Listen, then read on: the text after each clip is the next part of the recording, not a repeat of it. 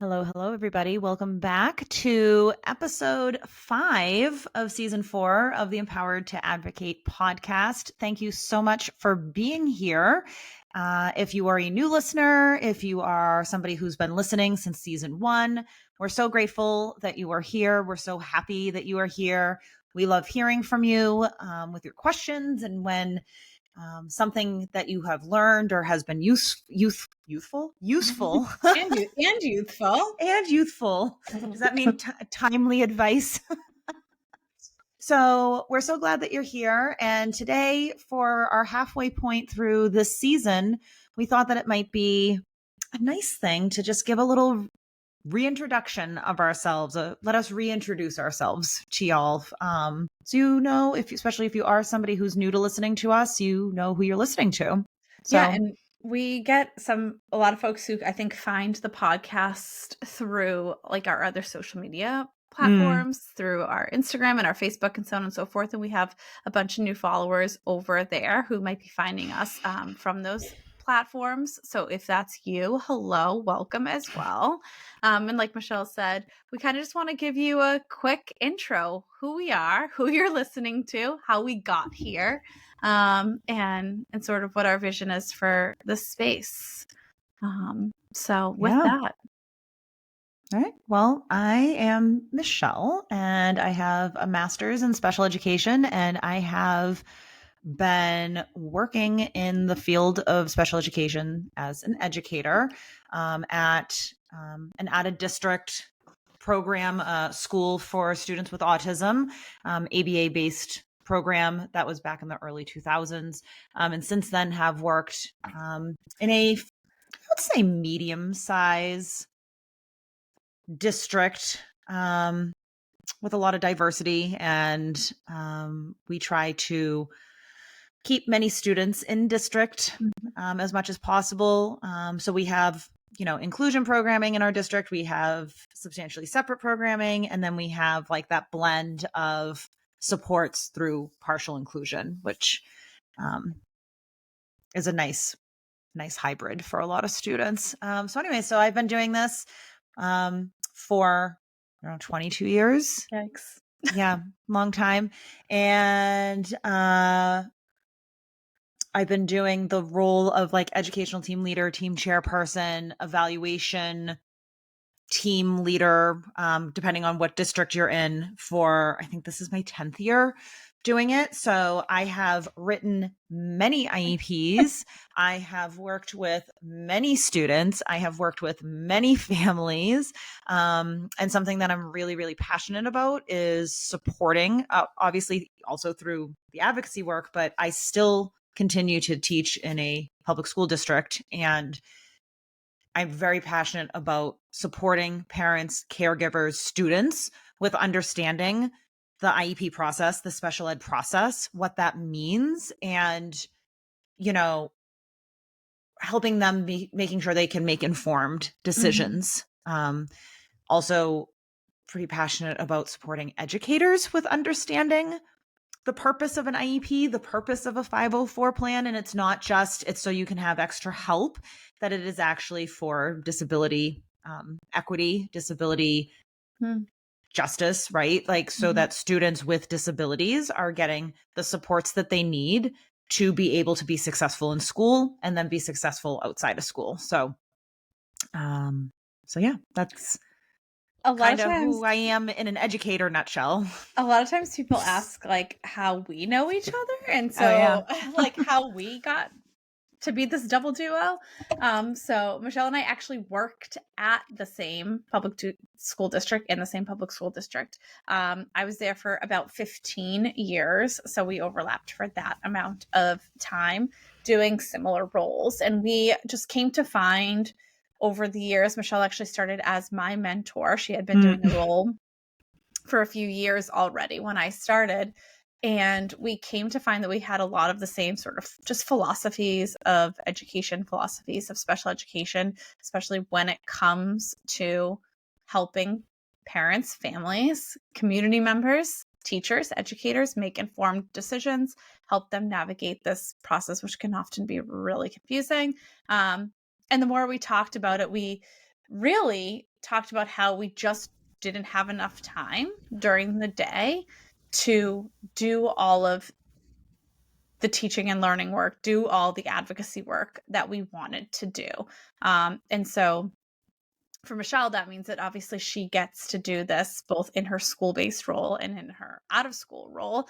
I have taken a slightly different path and left my school-based role, and this is sort of my primary role now. But similar to when we started little over 2 years ago, it's for the same reason. It's for the same purpose, because we had just had so many conversations about how to reach more parents and families and break down barriers to information and stop ourselves and others from gatekeeping information, especially when it comes to special education.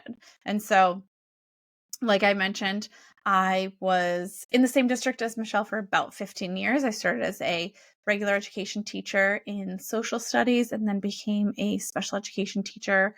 I co-taught social studies. I co-taught ELA for a number of years.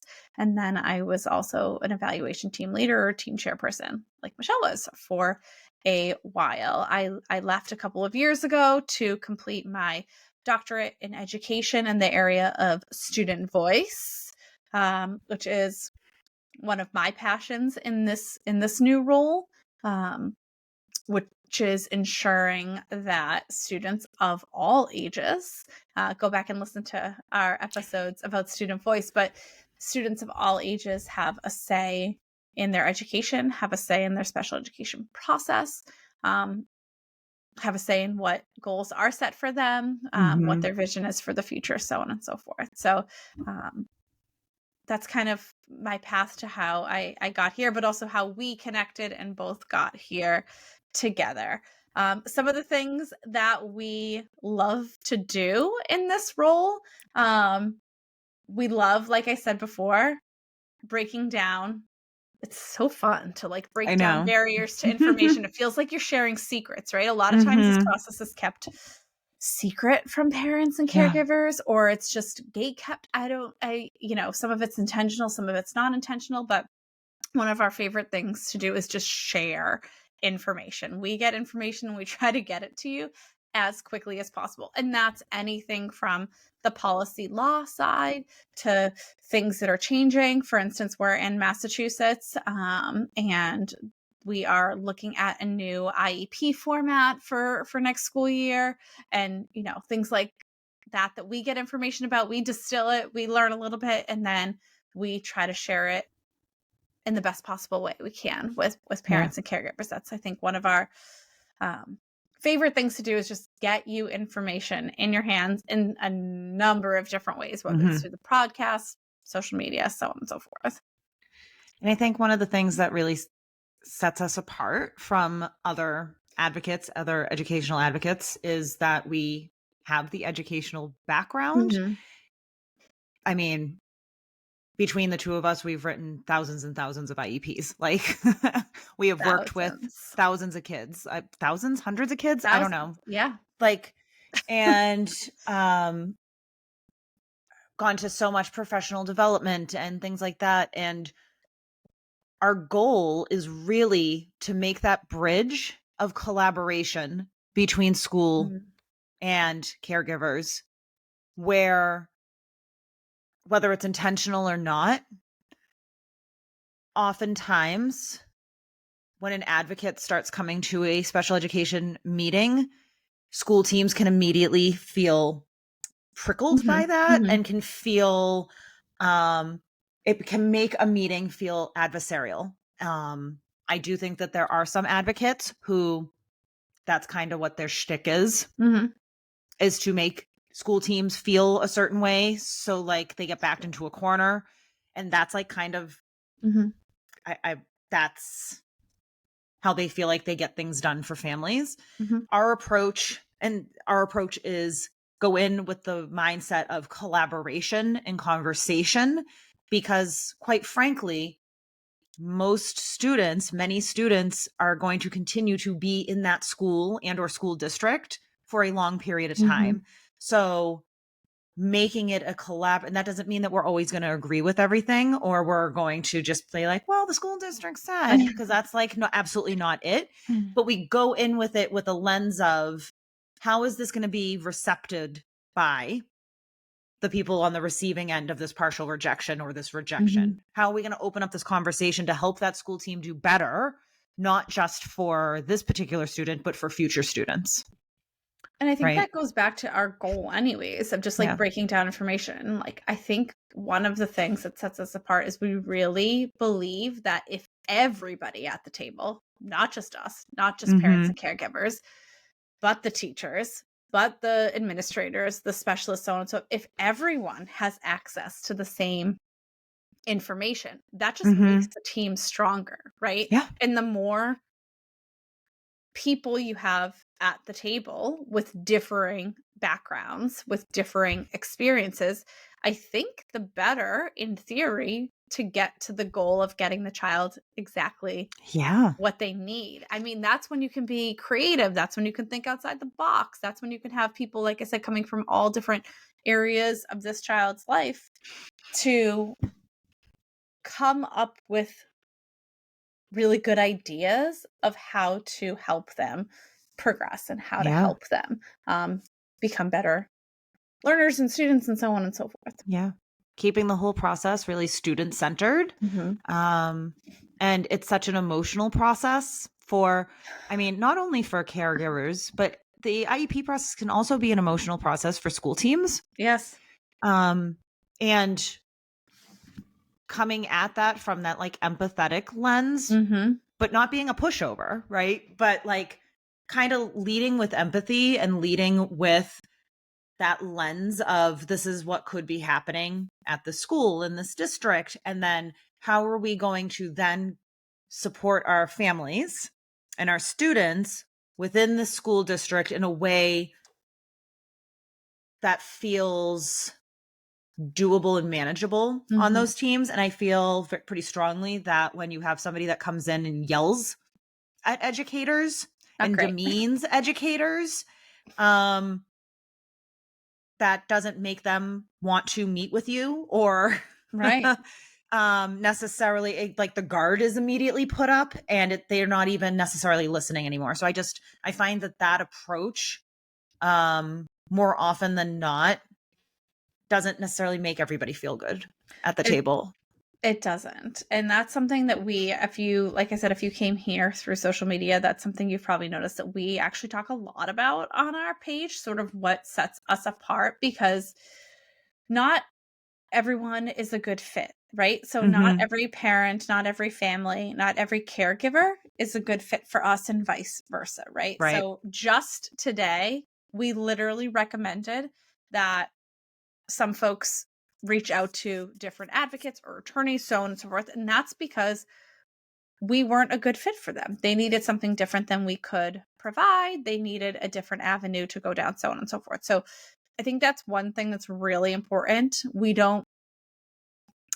We're so thrilled and happy when you come to us and ask us for advice, or ask us to get on our wait list, or so on and so forth. But we're not going to be the best fit for everyone. We talk a Right. lot about sort of what our approach is, and then you as a parent or caregiver can decide if that is going to obviously work for you, if that feels like a good fit for you. But like Michelle said, really focusing on collaboration, really focusing on being creative at the IEP table. We tell folks that our goal is to solve as many problems as we can at the collaborative IEP table. We're not going into meetings trying to get to the next step, trying to get to mediation, trying to get to hearing, so on and so forth. Does that sometimes happen? Of course. But we really want to work as a team and get to as many solutions as possible at the IEP table, which can set us apart, like Michelle said, from other folks. Yeah. So, Dane-Marie, before we sign off on this reintroduction, tell everybody one fun fact about you. Oh, love this. Oh, fun facts. Fun God, fact. my life is so fun. Where do we? I mean, I know lots of fun facts about you. I don't know. I guess this is fun. Yeah, I guess.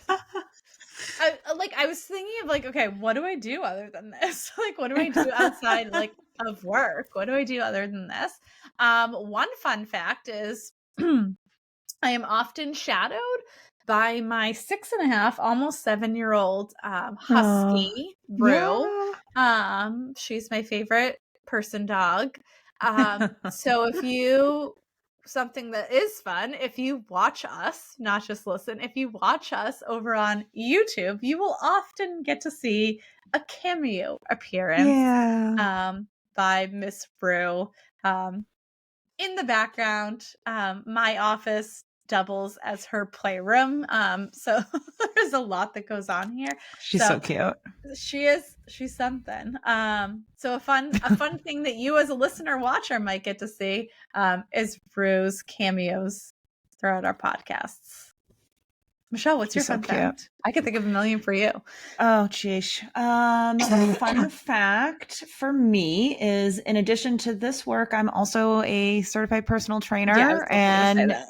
nutrition coach and yoga instructor. And another thing that I'm pretty passionate about is like supporting folks with feeling good in their bodies through movement and through healthy nutrition. That's not necessarily through a like weight loss or diet lens, but more as like a feeling good getting out of bed in the morning and helping to reduce aches and pains when we can, and making movement and nutrition as accessible and supportive for all people as possible, which That's a good there's a fun lot of one. overlaps. There's so much. I mean, speaking of overlap, I mean, Yeah. last fall we actually hosted a caregiver retreat Mm-hmm. for parents and caregivers of children with disabilities and special needs, and Michelle led.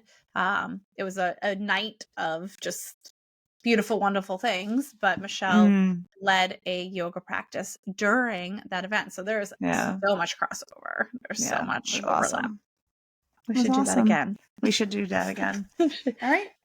So we would love to hear from all of you. Maybe if when you listen to this episode, if you head over to Instagram or Facebook with the post from, so this will be season 4, episode 5, and drop into that post on Instagram at Empowered to Advocate and introduce yourselves or ask us a question, or, it can be something about us, personally, within obvious boundaries, of course. Well, I don't think anybody listening would be rude I don't think or so either. disrespectful, but I just feel like I always have to put that out as a caveat because social media is wild. It is what it is. It is. It is what it is. Yeah.